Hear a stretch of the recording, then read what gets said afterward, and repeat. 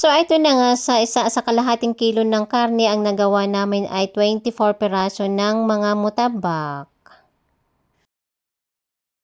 Magandang evening mga kainday. So, continue tayo sa ating paggagawa ng ito naman ay mutabak para sa Ramadan pa rin. Syempre, ayan ang ating gagamitin. Meron tayong giniling. Syempre, may kasama yung itlog. Ayan ang bawang, sibuyas, parsley, at saka spring onion. Yan ang ating mga gagamitin para sa paggawa ng mutabak.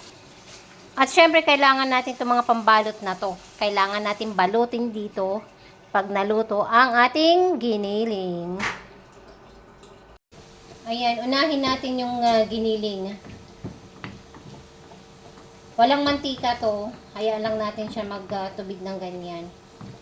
So, pababayaan lang natin siya magtubig ng ganyan. Pagka na-dry na siya, saka natin lalagyan ng konting mantika.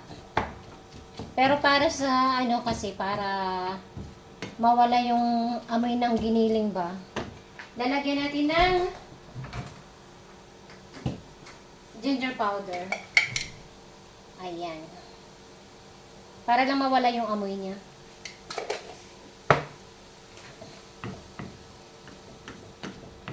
Ayan kasi hindi ko pa siya ginigisa. Hayaan lang natin yan na matuyo. Pag natuyo na siya at wala na talagang tubig tayo nakikita, saka natin yan lalagyan ng mantika. Wala na siyang tubig. Mantika na yung natira. So, dagdag tayo ng mantika.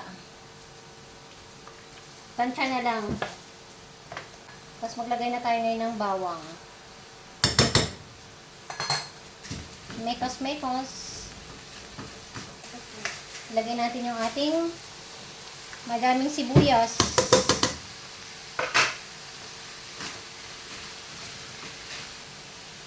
Lagyan natin ng asin.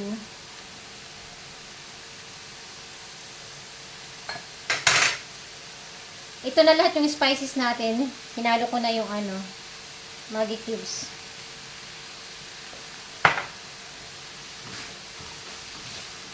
Mekos lang natin.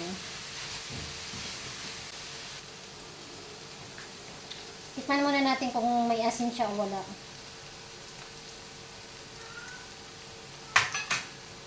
Sarap. Nakamadami ako ng paminta, maanghang. Lagyan na natin yung ating daon sibuyas. Madami ating parsley.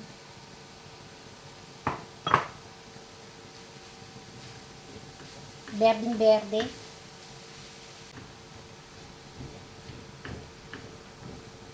Patayin na natin ang apoy kasi maluluto lang gusto yung sibuyas, yung daon ng sibuyas.